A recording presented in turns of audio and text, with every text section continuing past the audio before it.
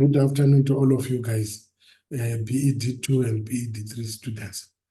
We are in this short video presentation going to discuss how you are going to answer your first assignment for the year 2024 in philosophy of education. Let me share with you on the screen the assignments, starting with the BED2 first assignment. When you're answering the assignments for both the BED2 and BED3, you need to adhere to the instructions that are it's telling you to actually type the assignment solution using the font type Times New Roman size 12 with no spacing. This is the font type that you use when you are typing your assignment. So it's not going to be a handwritten assignment, but it will be typed. And when you have completed the assignment, you are going to send it via email to this email address. The due date for the BED2 first assignment is 15 March 2024, which is about 6 weeks from now. So you have ample time to prepare for the assignment. Let us look at the questions. The first question it asks you is asking, what does it mean to be well educated? Discuss. So in other words, your discussion of this statement should be of length 3/4 pages, 3/4 of a page to 1 page long, and it carries 9 marks. Right. This one is straightforward. And we'll move on to question 2.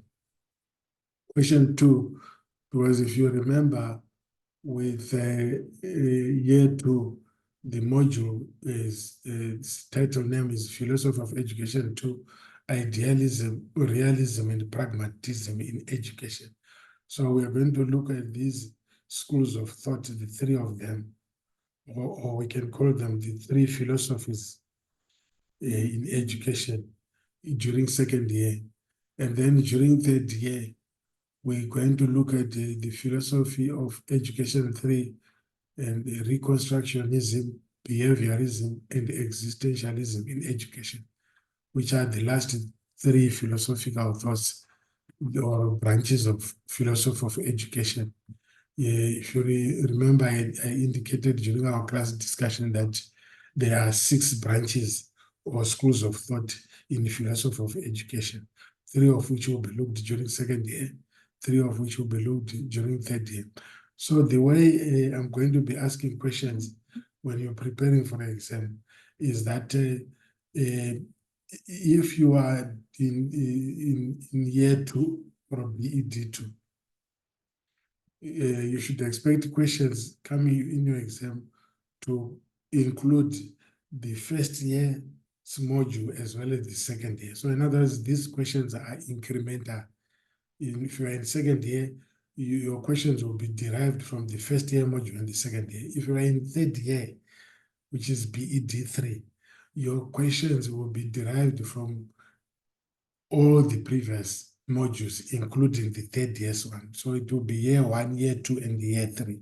That is how questions will be derived from for your examination. Let's go back to the assignment discussion. Now, question 2 is asking you to give a detailed definition of what is idealism in philosophy of education. So you have to discuss that, and when you type your solution, it's half a page, should be half a page. So in other words, you are actually giving a definition, but your definition it will be in detail. So and then 2.2, what is realism? Discuss in detail, also half a page, 5 marks for that. 2.3, what is pragmatism? Discuss in detail, half a page, and 5 marks for that. What I want to point out is that when you are answering questions for question 2, you don't include in the definitions for these terms, you don't include the branches of this philosophical thought. What I mean by branches is like you are not going to include in your definition things like Platonic idealism, religious idealism, modern idealism, Aristotelianism, or modern pragmatism. So in other words, let's look at your module 2. If you look at page 101, you see there is 7.1 idealism. So the definition comes from this first part. In other words, you are going to read this 7.1, and then you also read internet sources in order for you to actually further understand what idealism is. And when you have done that, you then summarize your understanding so that it becomes a paragraph, which is half a page. And this top part is part of the notes, but you are not going in your definition, going to include the branches like Platonic idealism. You don't mention that. Religious idealism, modern idealism, don't mention these ones because we call them the branches of idealism. What you must do is you must, in your paragraph, that half a page, make the reader, the person who's reading, after completing reading that paragraph, will indeed understand that what is idealism. In other words, you are going to make the person reading. For that case, it will be myself. When I read your definition, it must make me clearly understand or tell that you know what idealism is. So you don't just cut and paste. You have to read, understand, and summarize in your own words and make the person who's going to look at your definition understand after reading the paragraph the definition of what idealism is, what realism is, and what pragmatism is. Don't include the branches, as I mentioned. And also don't get the definitions from the AI blog, that website, which is called AI blog. You don't get it from there because the reason being it tantamount to plagiarism. The problem is what you get as solution from the AI blog are solutions that were loaded by different scholars who are not named. And if you are going to actually extract your solution from there, you cannot reference because there are no authors. The solutions are not authentic as opposed to internet sources. Because when you go to read articles from an internet, the article will be authentic. It will be a published article with references and the like. So what you are going to do is when you are going to take a statement from an article, you can reference the author. So that is the reason why we encourage you to desist from using the AI blog. Once, if I catch you having taken solutions from there, I'll just give you a not mark the assignment. Or if I'm to mark, I'll give you a 0. Or I'll simply not mark and tell you to go and redo the assignment. So you ought to be very careful. You can read information on the AI blog just for you to understand. But when you are answering, you have to express it in your own words and you use the sources from the website. Okay, I think that one is clear. Otherwise, you fall into the trap of plagiarism and you'll be penalized for that. So those definitions I've talking about them, that you don't include or mention the branches. This applies to any definition that you are to be answered by BED2 students and BED3 students. So this applies to also BED3 students. Question 3, how is pragmatism similar and different from idealism and realism?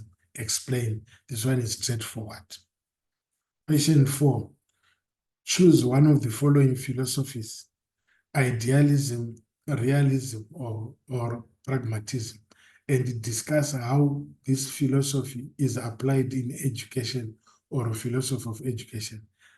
That is, what are its implications in education, the aims and method of education, its aims and method of education, its view on curriculum, the roles of the teacher and learners, and its weaknesses or criticism. So you will find that all these points here, they all fall under the implications of each school of thought on education. Say, for example, you choose idealism. So in other words, you are going to discuss the implications on education of idealism, implication of idealism on education. And all these points here relate to that. In other words, you just have to expand, and you'll find that this information, you get it in your handout towards the end. So for preparation for examination purposes, you'll be asked to define these philosophies in detail and without including the branches. But when you are reading the module, you can read about the branches, the Platonic idealism.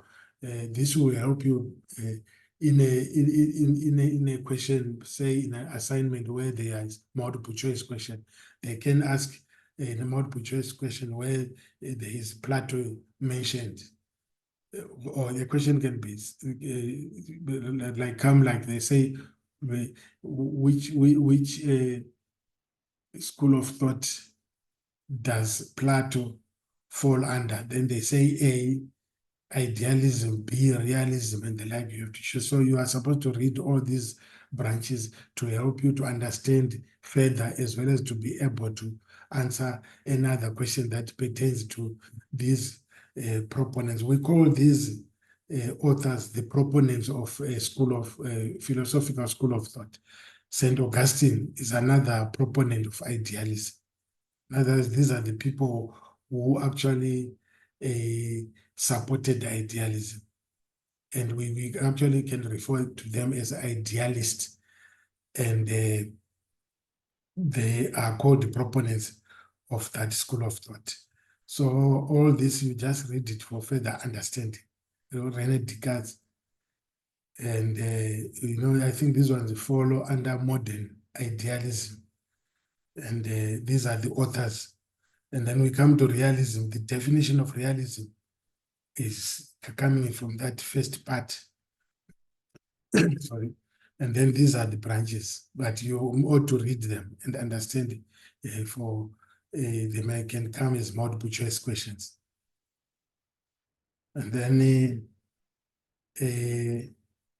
we then have the last section, which is pragmatism. And I had said for that other question, you go to the last section. So if you open your handout to page 129, 7.4, idealism, realism, and pragmatism, and their implications on philosophy of education. I would just say like that. Idealism, realism, and pragmatism, and their implications on philosophy of education. So here for idealism, implication, you get it on 7.41. That is idealism in philosophy of education. And then you have what are the aims of education according to our idealistic point of view, the methods of education, the view of the curriculum, and the role of the teacher, the criticism of idealism. That's for idealism. For realism, you also have 7.42, also the same, the aims of education, the methods of education, the view of the curriculum by a realistic view of the curriculum, and then the role of the teacher according to realism and the criticism of realism. And 7.43, pragmatism in philosophy of education. You also get the implications on philosophy of education for pragmatism under that table again. So you are not going to just get your solution from there. You are also going to go and read information from the internet and try to understand overall implications on education of each school of thought. Here, I want to emphasize, you are not going to do all the three. You are going to choose one of them, and then you write the implications of that philosophical thought on education. And the length of your solution typed will be 1 page to 1.5 pages long. And you know that if it is 1 page, you are not going to make it one large paragraph. Of course, it will be broken down into a couple of paragraphs, where you, in each paragraph, you are actually having different points as in your discussion of the implications of each philosophical thought on education. So you are choosing one and you write the implications of that on education, okay, or a philosophy of education. You don't do all the three. The total marks is 40 for that assignment. I'm going to send it to your emails, so you don't have to worry about it. It will be in your emails. We go to the BED3 philosophy of education. Again, the same instructions for the font size, font type, Times New Roman, size 12, no spacing. And but the assignment due date is the 20th of March, 2024, which is also roughly about 6 weeks from now, or 6.5 weeks, because it will be ended in 5 days after the BED2 has ended theirs. For BED3, the first question is asking, there are 2 types of logic. You know, we spoke about the 5 branches of philosophy last year, and one of them was logic. And then under that branch of philosophy called logic, there are 2 types of logic, deductive and inductive reasoning. Briefly discuss each one of the 2. So you have to read about deductive reasoning, inductive reasoning under logic, and briefly discuss each one of them. So which means each will have 2 marks to make a total of 4. Question 2 for the BED3 students. Briefly define each of the following branches of the philosophy of education. In other words, I want you to give a definition of these branches of philosophy of education, because you are in year 3. The module number 3 is philosophy of education 3, reconstructionism, behaviorism, and existentialism in education. And your assignment is not derived only from the 3rd year module. It also encompasses the 2nd year module, in which you are going to be asked idealism, realism, and pragmatism. That is the reason why your assignment is asking about all the 6 here. So you are going to briefly give a definition. Each definition should be a short paragraph long. And again, in your definition, you don't include the branches, as I mentioned for the BED2. You don't mention the branches of each school of thought, but you just define it to make the reader understand what are these terminology, or the meaning of this terminology in the philosophy of education. That's question 2. Question 3, this one comes from the philosophy of education called behaviorism. And you have to go to your, if you go to your 3rd year module handout, you will see behaviorism is on page 159. That is where behaviorism is. And if you are asked to define behaviorism, the definition comes from you reading the first part. And then when you look at 8.2.1, these are proponents of behaviors that would give you either branches or and so forth. And you don't have to mention these branches. You just have to look at the definition of the term itself. And what 3.1 is asking you to do, they say, what is behavior? Right. It is not asking what is behaviorism. Remember, I want you to notice the difference here. In 2.5, you were asked to define what is behaviorism. Whereas here, they are asking you to define or to explain what is behavior, right? How do behaviorists explain behavior? Okay, that's 4 marks. And then 3.2, what is the difference between a reinforcer and a reward? What is the difference between a reinforcer and a reward? 5 marks for that. A explanation of the difference. So you get information from the section under behaviorism. And you must read it in your handout together or in conjunction with sources from the internet. And then when you read about articles from the internet, in addition to the section on behaviorism in your handout, you should be able to answer the question 3 convincingly. Question 4, choose one of the following philosophies: Reconstructionism, behaviorism, or existentialism, and discuss how this philosophy is applied in education or a philosophy of education. That is, what are its implications on education, aims and method of education, its view on curriculum, roles of the teacher and learners, and its weaknesses or criticism.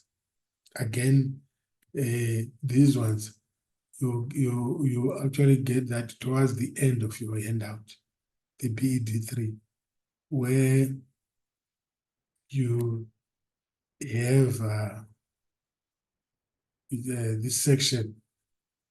They say on page 166, Reconstructionism, behaviorism, and existentialism in the philosophy of education. So the implications on education, you do have that for Reconstructionism, the aims of education under Reconstructionism, the methods of education, the view of the curriculum under Reconstructionism, role of the teacher, and criticism of Reconstructionism in education, and so forth. Behaviorism and as well as existentialism, you all get that. Again, you don't just get your solution by reading this last section, but you enrich it by looking at articles on the internet and then read and try to summarize and come up with a convincing solution that will earn you maximum marks. So that is the question for the last question for the third year students. Again, your assignment is total is 40 marks. So if you add there, you have 4 marks for question 1. And then 3 times 6, 18. 18 plus 4, that's 22. 22 plus 4, 26. 26 plus 5, 31 plus 9, 40. That is the total there. So all the solutions, it has to be typed. And the due date are the ones that I've given you. Thank you very much for lending me your ears. Wish you all the best in your writing up of your assignments. Enjoy the rest of your day.